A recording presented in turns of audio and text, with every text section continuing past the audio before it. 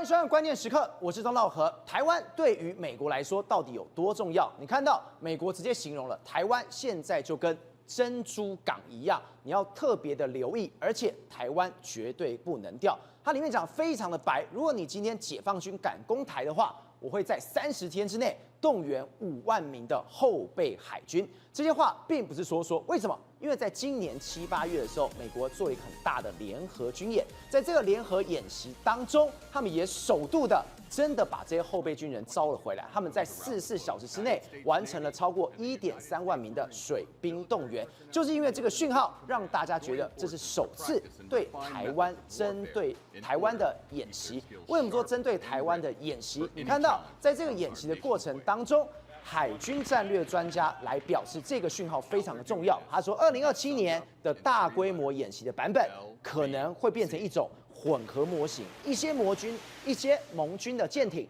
将会投入即时的作战中。其中里面最关键的一句话就是2027。我们提到2027的时候，我们都会提到戴维森窗口。戴维森就是美军的前印太司令，他之前就已经讲了，中国可能会在2027年前对台湾采取行动。而美军如此的大动作，包括了珍珠港的说法，包括了动员后备军人，甚至2027这关键的年份，他要做一件事情，他要威吓习近平，你不要轻举妄动。好，我们现在接到今天的来宾，第一位战略专家林廷辉，大家好；时事评论员张宇轩，大家好；资深媒体人姚慧珍，大家好；资深社会记者林玉峰，大家好；好，最后一位是资深媒体人吴正峰，大家好。宇轩，现在美国已经把台湾看了什么珍珠港？我们刚刚讲，你要非常注意这个地方，而且它绝对不能掉。这句话并不是说说，现在美国它真的在备战2027了。照的没有错，我是下来的时候，美国不断的跟我们提醒到说，中国可能会呢，我们讲在短期之内对台湾有大规模，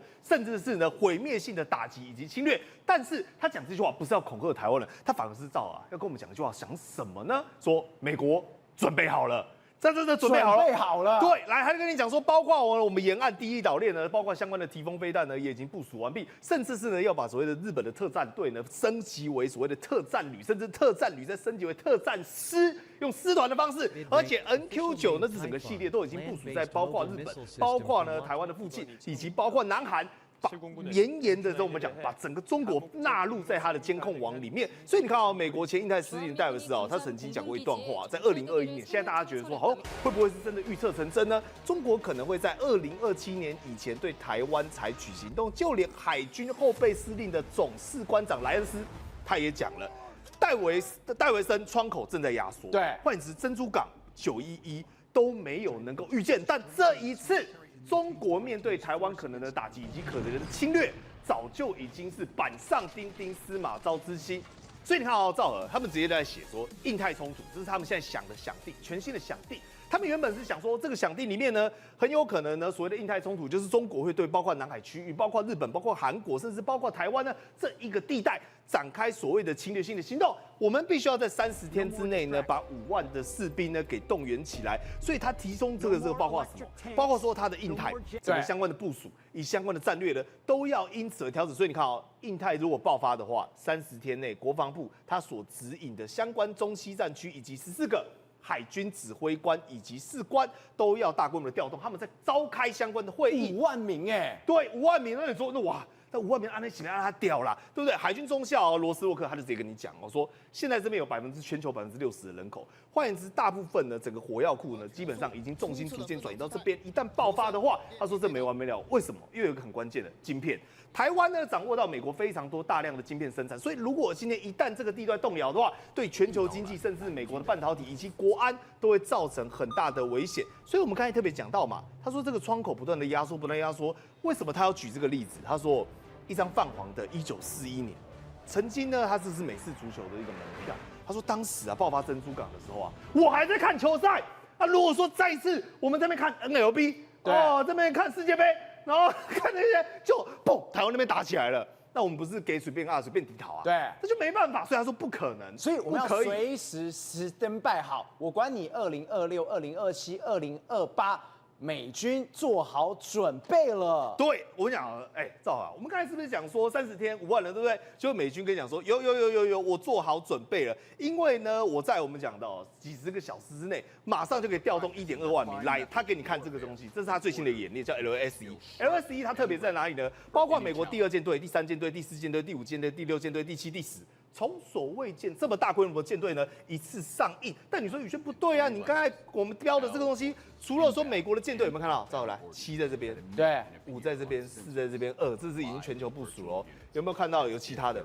包括其他的国家，甚至是欧洲，甚至是日本，甚至是韩国，你通通只要有舰队的，都给我纳入进来。所以最可怕在这边哦，美国这一次演练不是他们自己的国家哦，是7个舰队，22个时区的。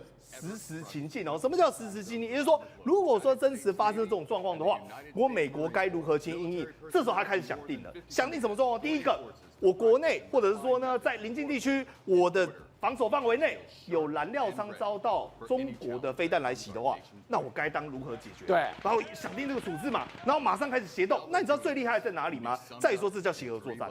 什么叫做协同作战？也就是过往呢，比如说我美国要调动第1舰队，可不可以？可以嘛？对。那第1舰队、跟第2舰队、跟第3舰队，好，3个就好了。我3个东西要一起运作的时候，这时候就会干嘛？膝盖跟手肘打架，变成就是说我系统之间会有问题。但它更可怕的是说，我除了美国境内之外，我也要跟澳洲，我也要跟英国，我也要跟欧洲，我要跟全世界这些国家，只要是我美国盟友的，我都要去协动，来去共同解决我们面对到的问题。比如说燃料同时遭到打击，我们该要如何互相补给？还有一个，比如说卫星遭到中断，对，那这时候就大问题了。卫星中断你要怎么去连线？我们也要把它去处理掉。再来叫人道走廊，各位这个我们最有相关。比如说他讲的人道走廊不是中东哈，是比如说好台湾如果真的发生战事，或者是日本发生战事。那我们这时候呢，是不是比如说韩国这边有没有办法提供援助？日本呢，如果说他没有遭到第1波战火的轰击的时候，是不是可以包括运输船把台湾的这些难民或者是相关的人呢，给我们讲战力保存也好，军队输送也好，先输送到出去？所以你想想看，他想定的都是这种大规模，总共有4项这样子的一个想定。更厉害在这边，他们已经演练出来了哈，44个小时里面，1.3万名水兵动员，换言之，啊，40小时我们撑不撑得住？应该撑得住吧？他44小时就可以动1.3万人，也难怪他会说我30天我动5万人。他不是说的。而且你知道这多关键吗？他这个40小时从什么？从中国开始动第1根手指头开始。对，比如说我第1根手指头开始准备要按飞弹的时候，因为美国会提前示警嘛，感觉到你的飞弹部队在集结的时候，他马上也开始动员。所以换言之哦，台湾可能需要撑的时间呢不到24小时。他是在警告中国一件事情：我知道你想打台湾，我也知道你会打台湾，但你一旦打台湾之后呢，你不用想了，因为呢，你打到一半的时候呢，我人就会出现在你后面非常火了。他就是跟你讲这个概念嘛。所以你看哦，包括这个地中海航行，它有一条驱逐舰，它可以看到什么诺福克生成的敌方轰炸机，对，我们讲的模拟一架敌方轰炸机这样在行进过程当中，而且雷达呢，比如说我想定说他轰炸机要来轰炸了，那我们这边呢彼此呢该有怎么协同作战？比如说我来观测，你来打击，你来拦截，你来拦阻，你来做后退的驱离，他是做这种方法。所以你想想看，他整个架构这么多个国家，竟然是要统一是什么？全球指挥官协调火力，等于是就听一个人的，他把所有的东西都处理好了。而且正好这有个要件哈，因为我们讲了，包括日本哦以及加拿大这一次都算是首度参与哦。那北约这个不用讲了 ，NATO 哦，它本来就是从欧洲这边飞过来。但你有没有发现啊，这几个国家跟它协同作战国家都有一个要点，都有买美国的武器。对，所以比如说我们就是用 Link 16。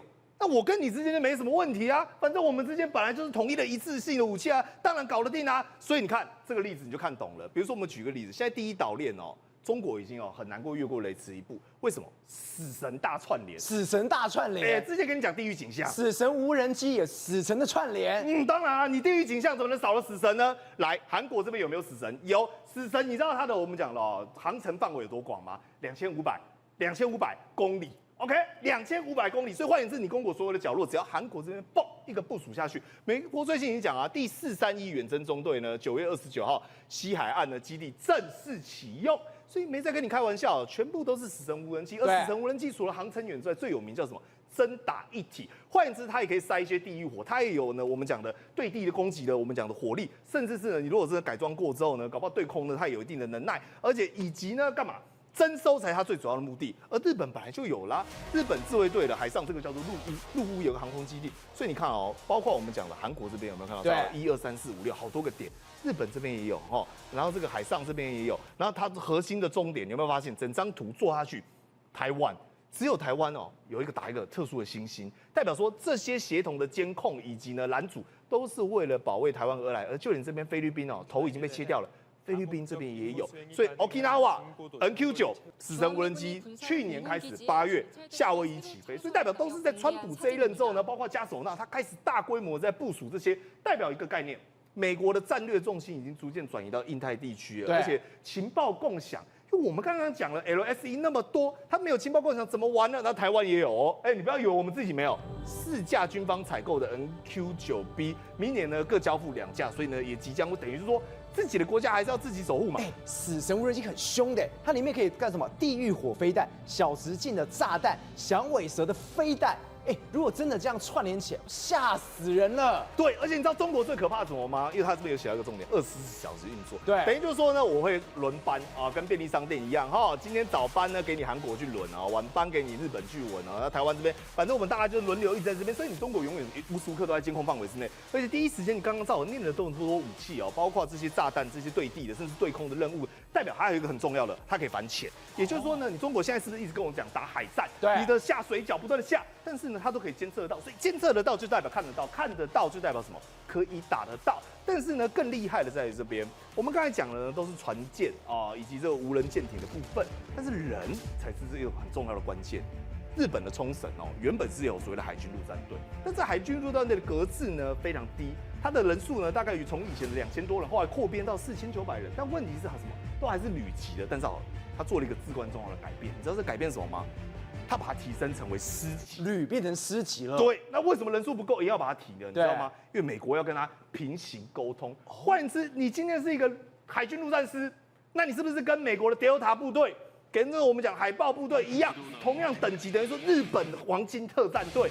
但我就可以跟你直接呢进行我们讲战略上的联系沟通。所以你仔细看哦，2大编制。把冲绳呢升级为师团，而且是全新的特战旅。对，所以日本人有没有看到？他们很喜欢把那种组合金刚、变形金刚的组在一起，又不一样。组成一个新的，这个是什么？这是中央快速反应团加上特种的作战旅了。对，等于说这2大单位它所负责的概念很简单，就是印太的突发状况。那海军陆战队它最擅长的就是我们讲的我们讲跳点打击，以及呢我们讲的迅速反应。所以它等于就是说呢，拉变了对等位置之后，美国可以干嘛？直接跟你指挥，而且甚至我会把资讯提供给你，而且相关的这些军队部队是部署在美国，包括千叶以及日本包括千叶以及相关的整个四散在一队，它会进行什么？包括有些渗透性的任务，甚至是有一些情收的任务。所以呢，它的目的很简单，都在回应一个概念。这个概念是谁？所以你想想看哦，包括这些情收在内，等于说它跟美国呢完成连成一线，而且你不要忘了，海军陆战队始终都有一个最好的伙伴，提风飞弹。对，没有错，它有提风，有海马斯，而且还有死敌，而且这个提风飞弹呢，我们讲这是中程所谓的打击，刚好放置在第一岛链的最完美，因为9州冲绳它都已经放置完毕。换言之，我不是看得到而已，而且我还可以搭配战斧，我还打得到。根本第一岛链扎扎实实了。对，所以你这样看哦，它像是一个链，对不对？但其实更像一个什么流刺网。这个流刺网呢，每一根刺呢对中国而来，只要你敢越雷池一步，小心扎伤的就是你自己的皮肤。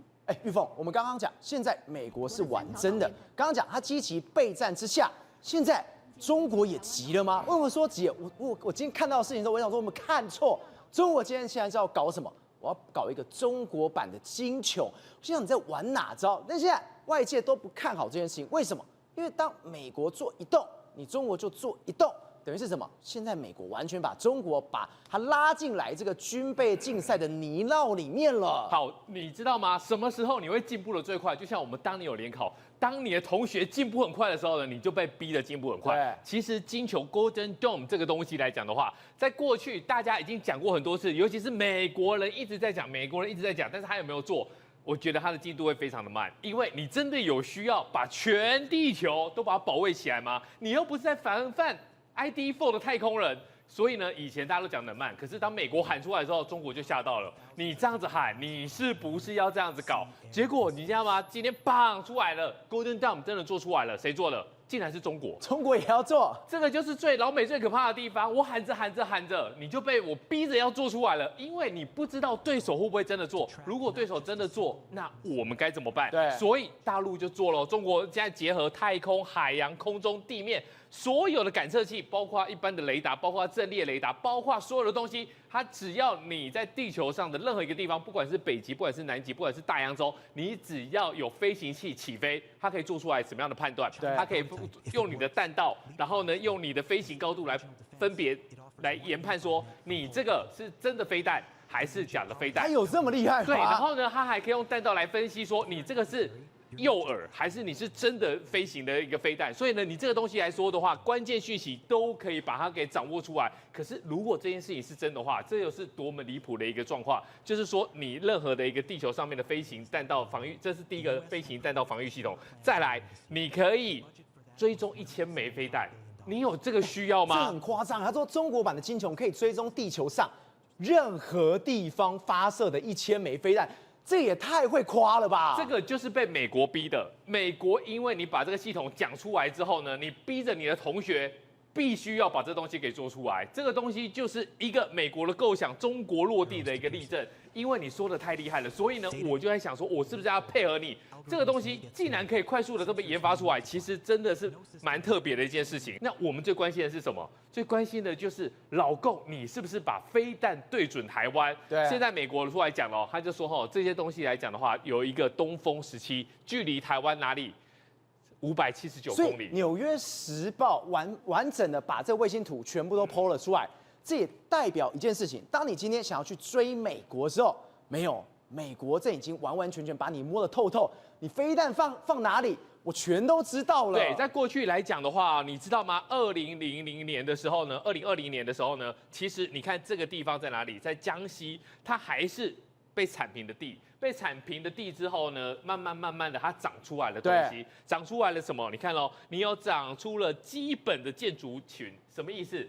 你可以从这地方看，你到底要干什么嘛？在这个山区，你把它整个山头给挖掉，然后呢，长出了基本的建筑群，你就是知道说你要做军事用地还是用住宅用地。这个状况一定是要做军事的，所以呢，一个长出来之后呢，你知道吗？等到2025年，它就长给你看的。美国把这个东西拍出来了，你的完整的成型，有宿舍、有操场、有停车场，然后最可怕的是什么？最可怕的是你被美国拍到了。这一个都看得透透了，这个是移动的发射器，所以呢，这代表什么意思？代表说这就是一个飞弹基地。飞弹基地其实老共他也知道说你美国有在偷拍，但是呢，他还是敢把你这个移动发射器给放在这个地方。老美已经知道说你在弄这个军事基地，然后呢，老共也知道你在弄我这个东西，但是呢，他可以把这个东西给放出来。那放出来代表什么意思？放出来代表说你在等距的其他地方还有这种移动的发射机器。廷伟，我们刚刚特别讲，现在美国把我们形容什么？他说跟珍珠港一样，为什么重要性？也就是说，我们不能再丢失任何一个珍珠港。我们原本以为这可能只是一个场面话。后来完全不是这样，因为什么？我们昨天才讲到，川普他突然把800名的将军全部招了回来，招回来之后，他说什么？你们非常怕。我们想说笑笑的，结果你说不是，这根本是在隐瞒一个更重大的事实。对，这800名将领回美国不是那么简单，你知道，连印太司令帕帕罗他要坐14个小时的飞机，对，从夏威夷然后坐到 Virginia 去开这场会议。那吃饱没事干吗？你这告诉我说要减肥，我疯了吗？不可能的事情嘛！美国人做事情不可能是这样子的。美国人做事情来的话，一定有背后隐藏的什么东西，大家是表面上看不到的。表面上嘻嘻哈哈的跟你讲说是要减肥或干嘛的，事实上不是，回去是交代任务的。为什么叫交代任务？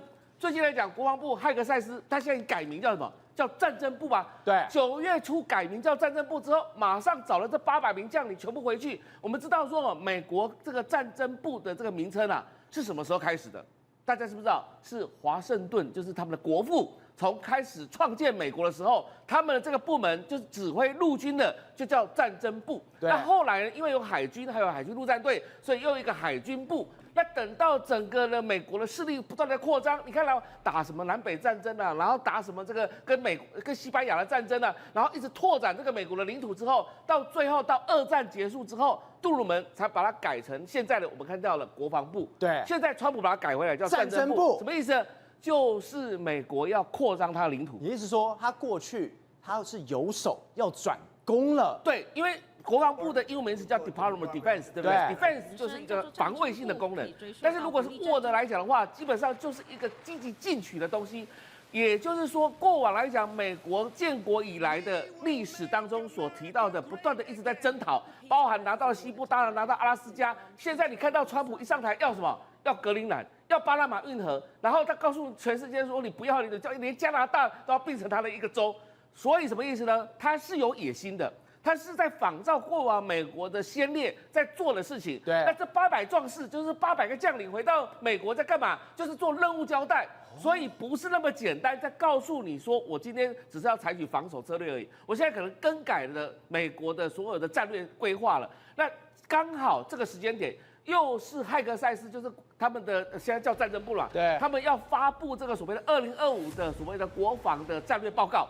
这里面提到什么东西？他们要做美国优先防卫这个本土，对，所以才刚刚提到这个金琼系统，对，金琼系统就是要做美国防卫本土，但是另外一个更重要的东西是什么东西？就是要避免中国，防止中国侵略台湾，所以他把它位阶拉到跟他的本土防卫是同位阶的。台湾跟本土防卫跟美国的本土防卫同位阶的，那代表台湾就是美国的核心利益了，你知道吗？如果台湾被中共一拿走，那美国霸权不用玩了。所以现在来讲，为什么那么多人已经就开始观察到讯号不对了？对，讯号不正常。为什么不正常？9月开始的美国的国防部改成战争部之后，后面一连串的事情不断的一直在发生，那包含把这些将领全部找回来的时候，这时候就任务交代。所以啊，你知道这800个将领不是那么简单的。你知道，在美国国防部啊，你知道他部长办公室就是在1楼。那在1楼的话，这个平常时间啊，就那么多的各个将领都一直排队在那边等着骇客赛斯在做决策。今天来讲的话，我们又看到一个非常重要的讯息，什么讯息？我们的将领竟然可以在波兰举行的华沙安全论坛上面穿着我们的军服。你说我们的情报次长谢日升，就是这一位，对，他穿军服，他是过去都是什么穿西装，结果这一次可以这么大喇喇直接穿军服进去。对，穿军服，然后这个上面有他的这个军事的将领的这个位阶，另外还有勋章，整个呈现在所有国际的媒体之前。那你看到波兰这个事情来讲的话，波兰主办的，对，中国有去抗议，但是抗议无效，波兰根本不想理他。对，那你认为一个波兰他可以去力抗？上一次才讲到王毅去波兰说，讲那个欧洲班列的事情，这个波兰根本就不想理他。这一次来讲，这个华沙论坛又让林佳龙去，又让这个将领去，可以穿着军服出现在这个现场，你觉得这是意外吗？这不是意外。为什么呢？因为波兰背后有一个老大哥在立，美国，那个就是美国。我挺你。对，所以你知道之前来讲的话，从俄乌战争一发生之后，波兰不断的一直在汰换。米格战机全部都换掉，全部换成F16，现在F35。然后呢，接下来的话，德国你不要美军是不是？全部移到波兰去。波兰它现在作为什么？就包含跟我们的无人机的合作计划，整体来说来讲的话，它变成东欧一个很重要的美国的战略据点。所以现在来讲，这个华沙安全论坛当中来讲，即便是他们开会的时候，可以跟这个美国的退役的将领，跟北约的退役将领，大家那边谈来谈去。但是事实上，谁允许我们的将领可以穿军服出现的？那基本上波兰政府背后就是美国，所以我要讲的是美国已经在筹划一个可能大家未来可能会看到的一个非常积极进取的战争部的作为。那这些作为来讲的话，不要小看美国的金琼系统。如果我再把台湾位阶拉上来的话，请问台湾有没有可能会加入这个金琼系统？说不定哪一天来讲的话，川普邀约就过来了。当然这要花一点钱，但是如果能够钱可以保障你的安全，何乐而不为呢？所以现在来讲的话，其实要紧盯着美国的战争部的一切的作为。或者我从来没有办法想到一件事情，北捷老妇人的这个所谓的优先席的这件事情，到现在还在烧。为什么？大家除了说这个踹人的跟这个老妇是通缉犯身份之外，现在大家在谈一件事情，这件事情在台湾发生，大家觉得很严重。但是竟然有人说什么，你知道吗？在纽约这种事情根本不算什么，在纽约的地铁上面，那是更可怕的事情了。赵和，我跟你讲，你这个白发魔女，你是因为在台湾横着走这么多年，你在纽约试试看，如果你在国外的话，那可不是一脚踹飞的事情，你搞不好都还有生命上的一个安全，包括什么？像纽约的高峰时段，人家车子一进来的时候，就因为那个车子相关事件发生械斗，有没有看到？有没有看到？直接就拿刀子都拿出来，直接拿刀的，直接就拿刀的。根据他们相关的统计啊，大概啊这个发生的什么3000多起抢劫案件啊，63起谋杀案件啊，440起性侵案，都是在那个纽约，他们而且光是第一季就发生这么多的这个，太夸张了，有谋杀，有性侵，有抢劫，而且才第一季。就有6000多件的重伤害，是，所以你就会讲说，你看，如果是那种情况的话，你真的敢这样乱来吗？再来还有包括什么？如果说你是一个45岁的男子啊，在那个月台上低头看着手机结果你就发现很可怕，哎呦，你有没有看到有一个他直接把人家往下推的，而且那个车子他是算好，车子要来了，要进来了，他竟然就这个根本是奋意行凶。这一个老先生还好，就是他有受伤，但没有生命危险。其他的甚至有发生过因此根本是蓄意谋杀事件。所以在纽约真的是搭车，尤其这种地铁是非常非常的就是要小心那么在皇后区也曾经发生一个熟睡的乘客，结果他竟然成为抢劫的目标就检察官说就他睡着了，结果人家要抢他之后呢，就没有想到他们就发生斗殴之后呢，在这个情急之下，结果那个抢劫的受害者直接就杀了另外一个就是抢他的人所以在这一种类似的，所以他根本就是等于是美国的地铁上面。不管是这些打打杀杀，甚至有冲突，跟日常生活是一样，这也太可怕了吧！而且你有没有发现，这不是让不让位的问题，直接就是开打的，而且跟你讲，那个都是重伤害所以是非常恐怖这比起来，台湾这个对不对？我们好像可能还是有一点，还是没有，就是没有想象中那么的好像粗暴。另外，你看这个画面是什么？你会觉得，这是什么画面？是拆火车电影的画面吗？不是，它竟然是一群人他们跑去偷他们的地铁的他们的列车。偷还全程PO网，而且呢还把它开了起来，不是开玩笑吧？是他们闯入了这个所谓的驾驶席，真的自己开列车了，而且还给你母灾，太夸张了，真的是太夸张然后呢，而且还打破很多玻璃，然后就直接把他们好像感觉在玩的画面全部弄起来，就PO在那边母给你灾，这个是什么？你看，人家已经是街头艺人表演打赏的，结果呢，竟然有人经过就抢了他一把，一样在纽约的地铁站里面，所以你就知道这个我们大家当然对于这个罕见的小姐姐的一踢飞踢飞踹这件事情看的是非常的吃惊因为台湾有这样子出现这一幕，可是跟其他世界各国比起来，好像又没有那么的粗暴。宏观取材，厘清真相，犀利精准，深入剖析，时刻掌握关键新闻时事，不漏接。老时段，新气象，我是钟浩和，关键时刻2.0全新出击。